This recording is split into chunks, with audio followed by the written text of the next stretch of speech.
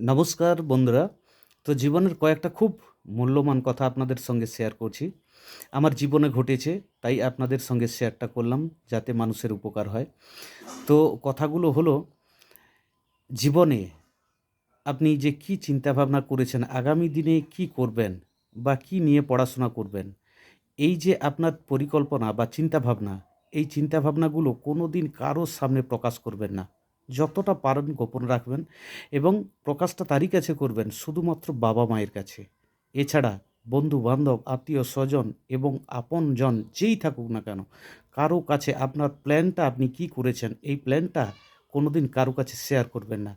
আর যদি একবার আপনার ওই প্ল্যানটা শেয়ার করে দেন, তাহলে ওই প্ল্যানটা আপনি আর করতে পারবেন না। ওই প্ল্যানটা যার কাছে শেয়ার করেছেন, সে ঠিক করে বসবে আপনার আগে। ঠিক আছে? কোনো দিন আপনি কি কাজে যাচ্ছেন বা কোন কাজটা করবেন বা কি প্ল্যান করেছেন, কি দোকান করবেন, কি ব্যবসা করবেন, কোন লাইনে পড়াশোনা করবেন, আপনি কি করবেন, আপনার নিজের যে ব্যক্তিগত প্ল্যান, সেই প্ল্যানটা কারো কাছে কোনো দিনই প্রকাশ করবেন না। হ্যাঁ, প্রকাশ করবেন, শুধুমাত্র বাবা-মায়ের কাছে প্রকাশ করবেন। এছাড়া অন্য কারো কাছে প্রকাশ করবেন না। যদি আপনি প্রকাশ করেন, সারা জীবনের মতো আপনি আর উপরে উঠতে পারবেন না। সারা জীবন আপনি নিচেই রয়ে যাবেন। অন্য লোক আপনার প্ল্যানটা নিয়ে, অন্য লোক তারা উপরে উঠে যাবে। আপনি বসেই রয়ে যাবেন।